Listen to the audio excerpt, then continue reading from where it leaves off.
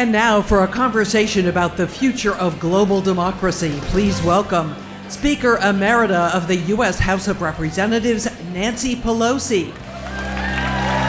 Returning to lead the conversation is the Atlantic's editor-in-chief, Jeffrey Goldberg. Oh, look. They're giving you a standing ovation. I guess it's just the crowd is stacked against me.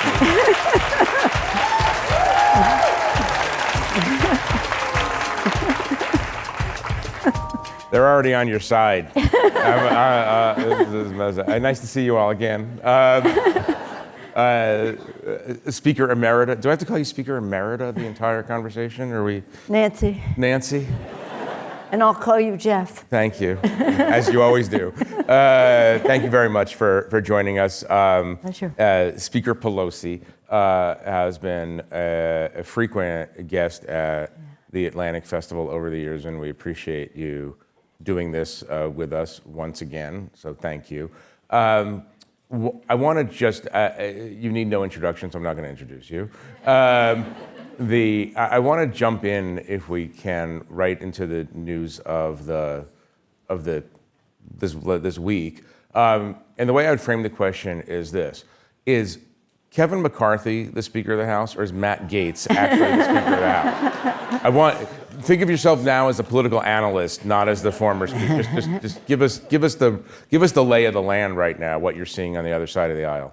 Well, first let me say what a pleasure it is to be here once again and with you. He jokes about the secretary, and wasn't he wonderful? We're so proud of him. And who warms up for whom? We're all sidekicks to Jeffrey. He knows that. Not sidekick, yeah. And in case you haven't heard this, many of you have over the years, when I was in high school, which was a long time ago, we had required reading, which was the Atlantic Monthly. It was called the Atlantic Monthly in those days, for those of you who weren't born then, or your parents weren't even born then. And they told us if we wanted to be good writers, we had to read good writing, the Atlantic. So this is a special pleasure for me. This is the product placement portion of our interview, and I always appreciate it. I always think on this point you could go as long as you need to. This is fine. It's a great point. Kevin is the Speaker. Yeah. So, Kevin McCarthy is the Speaker, yes. He is the Speaker. Mm-hmm. And what is Matt Gaetz? Well, let's just get Break serious. this down for us, yeah. Yeah. I really didn't come here to talk about Matt Gaetz, but did you come to hear about him? Right now, we're at a place which would be the fourth shutdown of government. God forbid that it should happen. Newt Gingrich, John Boehner, Ryan, and now this would be the fourth. It is very, very serious. So we're just hoping very much that in the next hours we can come to some conclusion, some agreement with the Senate to keep government open and then continue the conversation. We're only talking about a continuing resolution.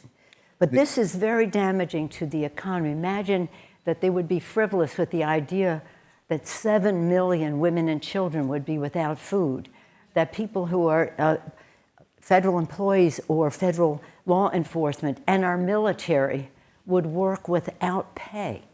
As if, well, you can handle the rent and all the rest of it.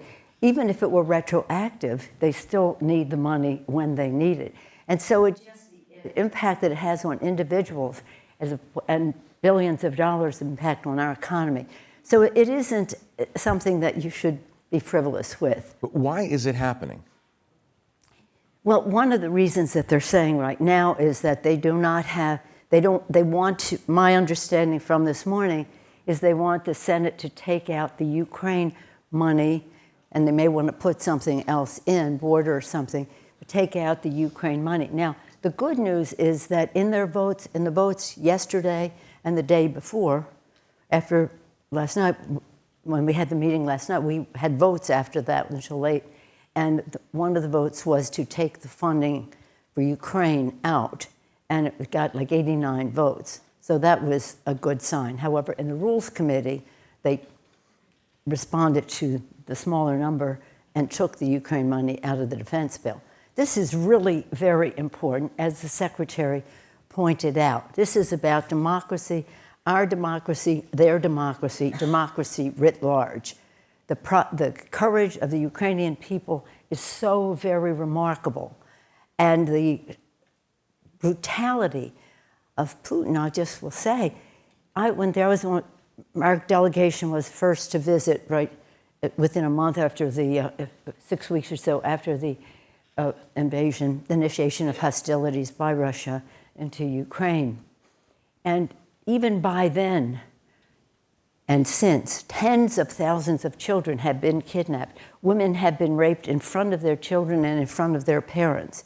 People have been killed brutally there. This is, and I said to someone, why isn't it sad for the Russian soldiers that they become such brutes in war? Is that what happens to people in war?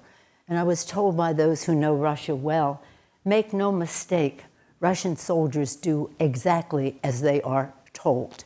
This is Putin's rape, kidnapping, killings, and the rest of that. So this is, so when you talk about peace and terms and all the rest of that, understand what the Russians have done so far. Well, I was just in Europe and for a wedding, but I had some meetings, and the Europeans obsessed with the idea. Obsessed doesn't sound like an intellectual word. Obsessed with the idea of what could happen in our election, what that would mean for Ukraine, what that would mean for NATO, what that would mean for our transatlantic alliances, what it would mean for democracy. Thank you for not being sanguine about this. I appreciate it. I appreciate that. Was that enough about Matt? But stay on this, because you're watching the other party have this debate over Ukraine, and you have isolationists, and as the Secretary fairly pointed out, Senate Mitch McConnell and many other people are very supportive of Ukraine. Great. But where is this isolationism coming from, or where is this even in some quarters almost kind of objectively pro-Russia policy coming from in a Republican Party that one historically does not associate with pro-Russian policy? Where is that all happening? Well, it is happening in the House of Representatives among some of the members there. Yes. There's what we think of as a pro-Putin caucus. There are a few of them. The pro-Putin caucus. The pro-Putin caucus. Yeah, it's shocking. It's terrible. But by and large, the Republicans have been, I think, with all due respect, that the press has made more of the division than is actually there. Now, a few can hold up the rule and this or that on the Republican side. But by and large, the sentiment is very bipartisan. And when President Zelensky was here in our meetings with him, the bipartisan smaller leadership meeting, the Republicans were very positive. But what happens if Donald Trump becomes president again to the Ukraine cause? I can't even contemplate that happening to our country. I really can't. But we cannot let that happen to America. Everything is at stake. Everything is at stake. When you heard the beautiful voice of our secretary talk about our values in the country and the attempts at bringing people together, it's our security. When we talk about foreign policy, we talk about security, protect and defend. That's our oath of office that we take. Security, economy, and values, governance. Security, governance, and economics. And our foreign policy is about all of that. And all of that is threatened by that horrible prospect, which we must not allow to happen to our country, because democracy is at stake. Okay, so let me ask you this though. Let me put this bluntly to you. Yeah. That you have and one of the things we try to practice at the Atlantic is speaking plainly. So we'll the same thing. Speak plainly. You have a racist and misogynistic ex-president who tried to subvert the Constitution and incited an insurrection and the near sacking of the Capitol, who's facing 91 felony counts right now. And according to multiple polls, he's kind of running neck and neck with your guy, who's not even facing one felony count at the moment. And so the question for you is, what does that say about the country? And also, what does it say about the Democratic Party? Well, let me just talk about my guy, since you referred to him in that way. Your guy. President Biden has been a great president. In the 2 years when we had the majority in the first congressional term of his presidency, he accomplished as much as any president in recent history, certainly competitive with Lyndon Johnson, and of course, in the same column as a Franklin Roosevelt, although not so many years, more to be done, and he keeps saying our work is not finished. He has brought, again,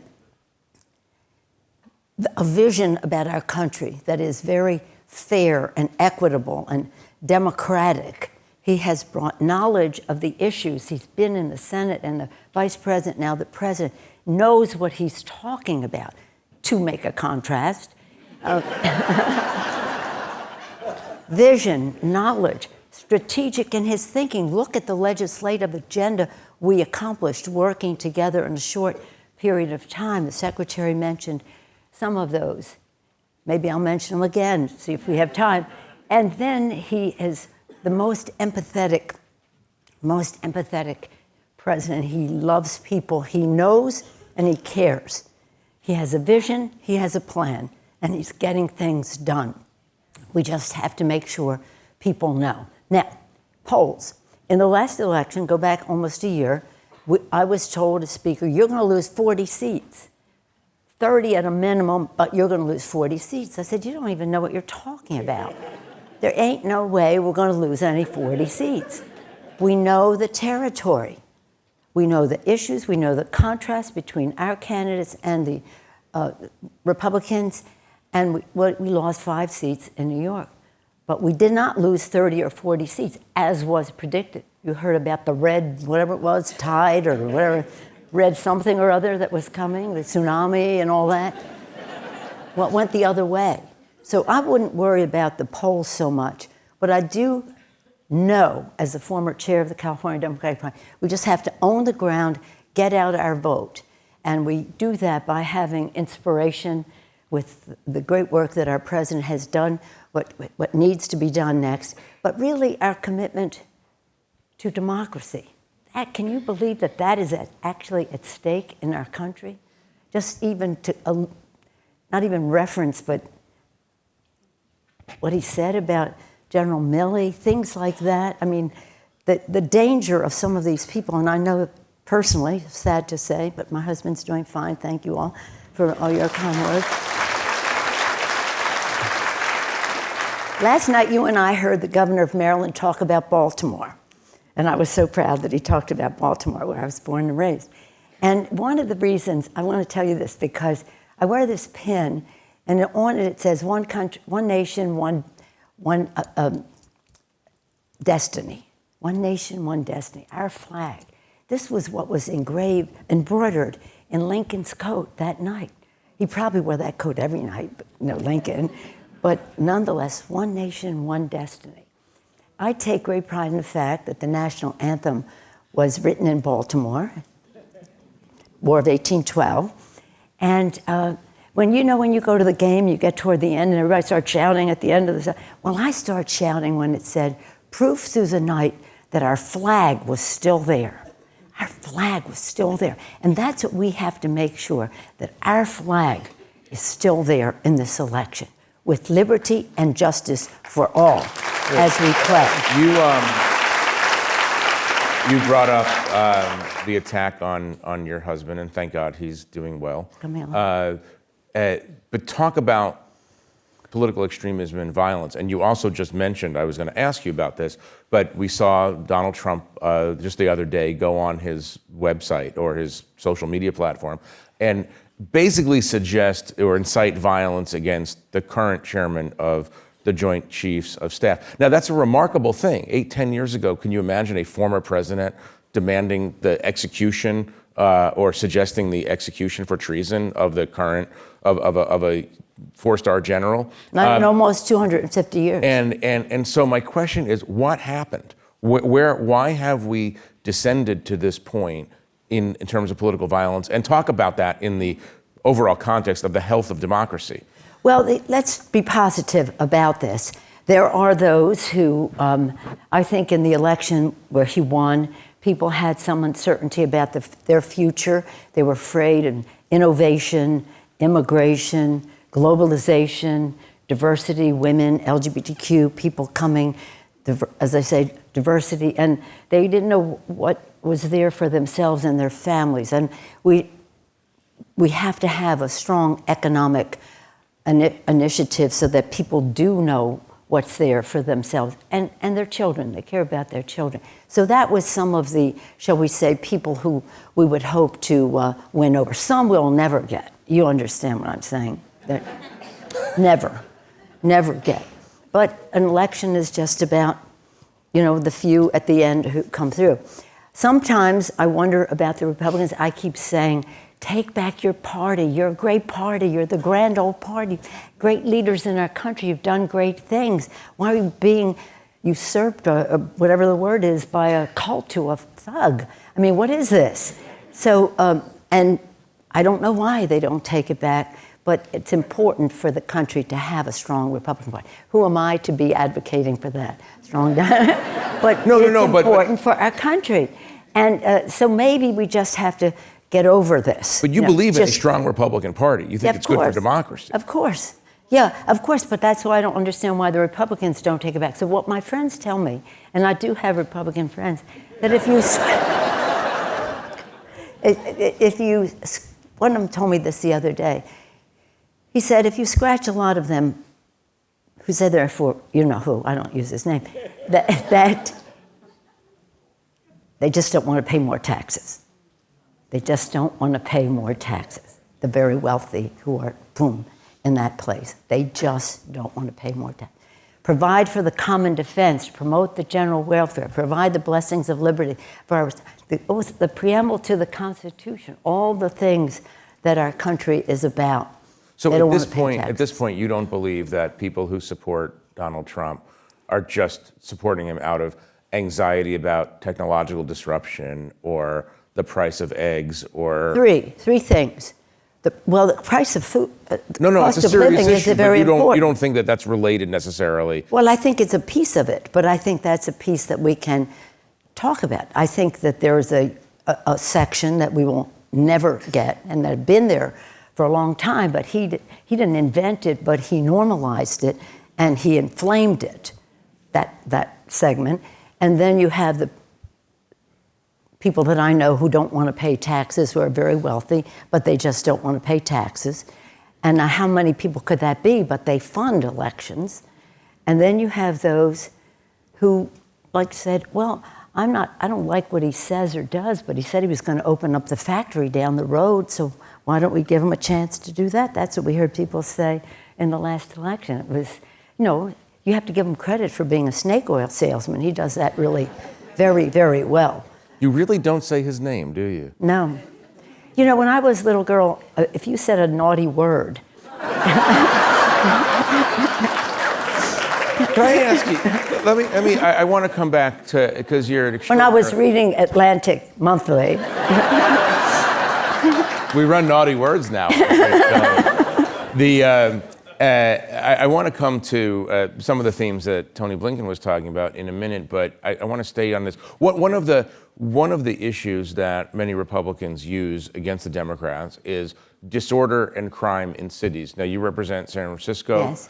You know as well as anyone that San Francisco right now is having a difficult time, difficult stretch. Fentanyl and homelessness and bust-in robberies of stores, and there's a lot of video out there that a lot of people who don't have San Francisco's best interest at heart are using to say, look, this is what happens when Democrats run things. Talk about San Francisco right now as, because you obviously love your city. Talk about San Francisco and those problems and how those are playing into what could be causes of Democratic weakness.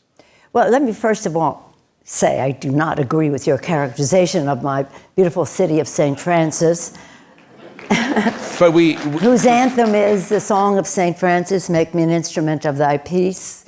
We are a city it's a fabulous place. Now we have certain area that has homelessness and has some crime and fentanyl use and the rest, and we are approaching that.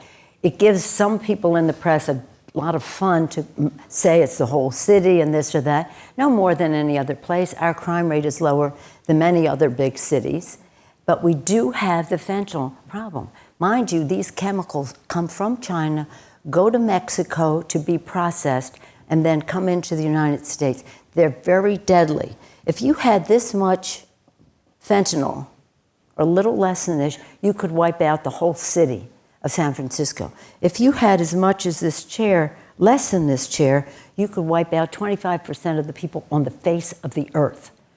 And the secretary mentioned that it's a global problem that we all have to fight, but it's a big problem in our country, and it's so deadly. And again, it's personal for all over the country. It's not just San Francisco. So yeah, they like to exaggerate. Yeah, we do have some carjackings and things. I've had my own car broken into, but it is isolated, and we don't have that much homelessness. We've housed the people who want to be homeless. Many of the people who don't have challenges, drug use or other challenges that we have to address. But ours is very much confined. Other cities like in Los Angeles, the mayor of Los Angeles, Karen Bass, is doing a fabulous job addressing the challenge there. But homelessness and drug use, and again, the lethality of fentanyl and other things now that are making matters worse is something we have to address. I'd like to stay on the subject, but I also do want to pivot to, you mentioned China. Yeah. And obviously something that you did not so long ago that caused a lot of consternation in national security circles and also created a lot of hope in Taiwan was visit Taiwan. And I'm wondering if you could frame out, this has been a cause of yours for years. Yes, decades. What we might call plainly Chinese imperialism. Talk about that in the context of this global struggle for democracy. Do you think that the Chinese have learned something? Same question I asked Secretary of State. Do you think the Chinese have learned something about the American response to the Russian invasion of Ukraine? Well, let's hope so. But let me say this, first of all. I said to the Secretary when he left, I was so proud of him at what he said. I'm always proud of him. But I said I was there when the Russians signed the agreement with President Clinton. It was in Paris. It was 1987, and it was the Partnership for Peace. And the president of Russia was there, and he signed it, Yeltsin. 1 year later, plus Putin. And that made all the difference in the world. But it has been, we had been more hopeful about how we would all come together peacefully and have a peace dividend and all that. Remember, we talked about that. In terms of China, for over 30 years, well, since Tiananmen Square, I've had an issue about three things with China. Of course, human rights.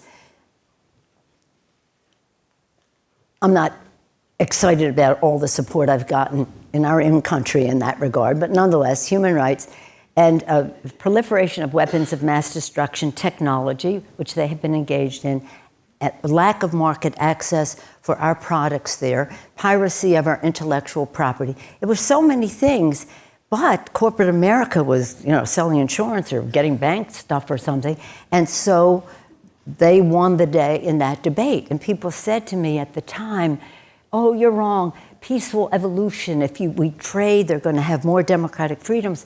We don't expect them to become a democracy, but we do expect them to release the prisoners from Tiananmen Square, not run over people in tanks and all the rest of that, and then salute them after they do it, which we did. Salute them within a couple of weeks after they did that.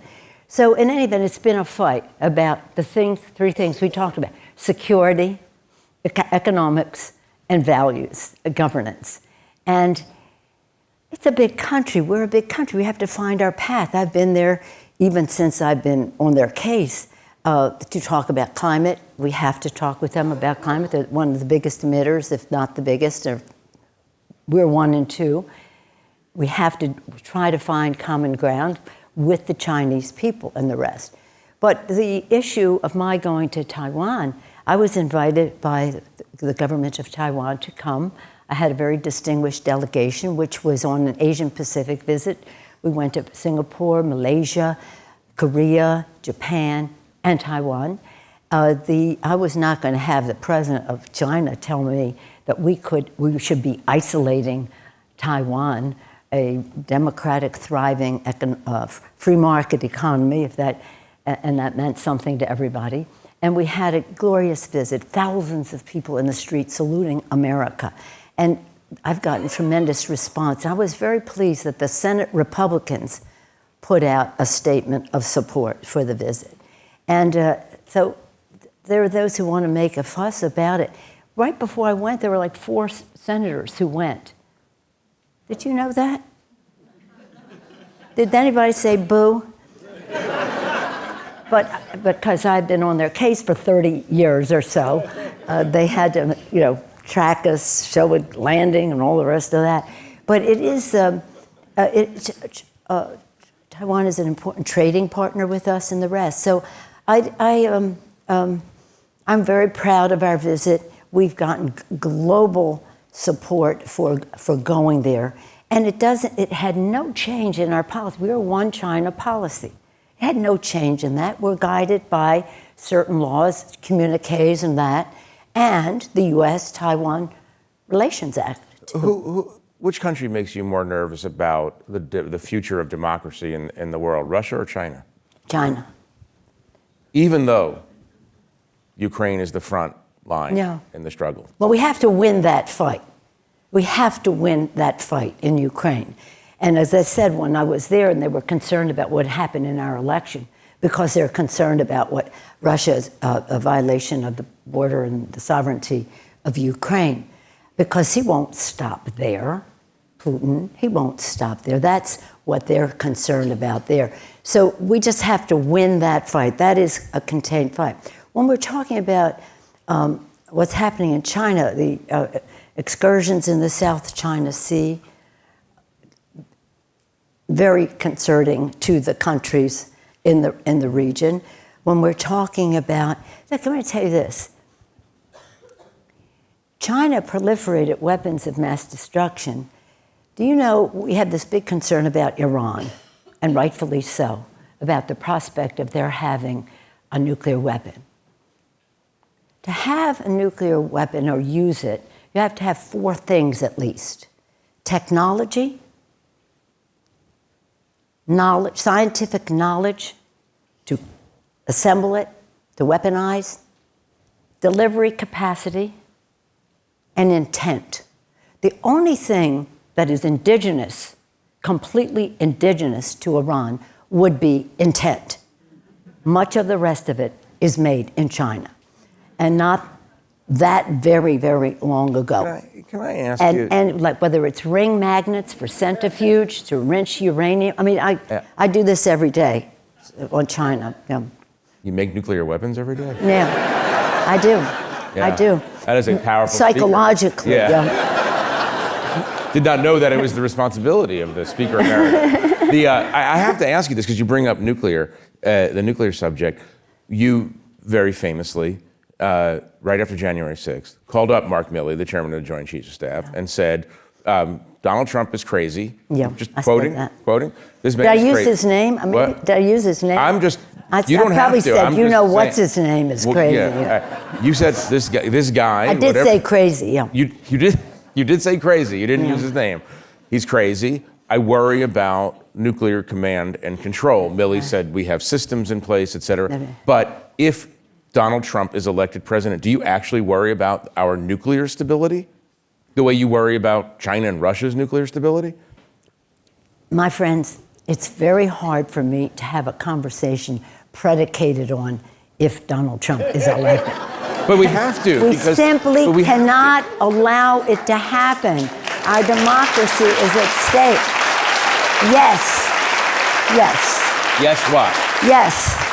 Yes to all of the above. Yes. I just want to get a yes. worry. All right, we got worry. the yes. Okay. Look, we only have a couple of seconds left, but I do want to ask you this question, and it comes back to what we were talking about at the very beginning.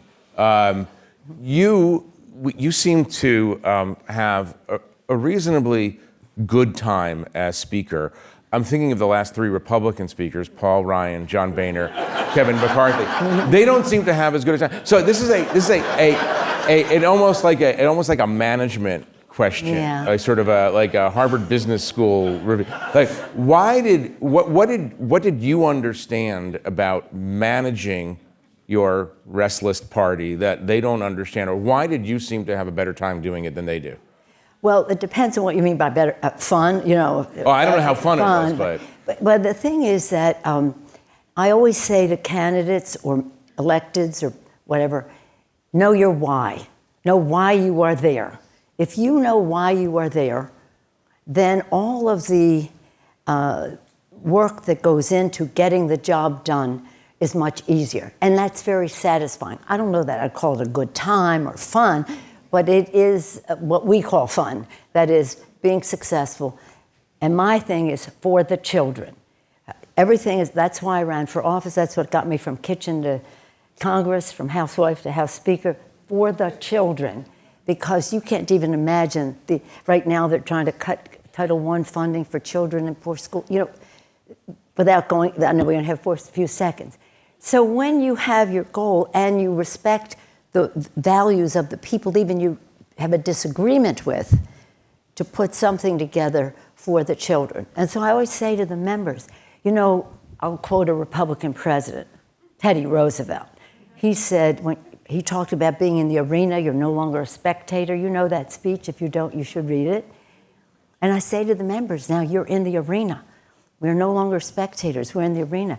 And when you're in the arena, you have to be ready to take a punch. And you have to be ready to throw a punch for the children.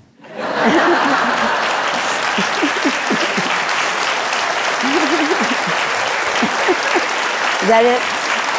And we're going to end it on that note. Thank you very much, Speaker.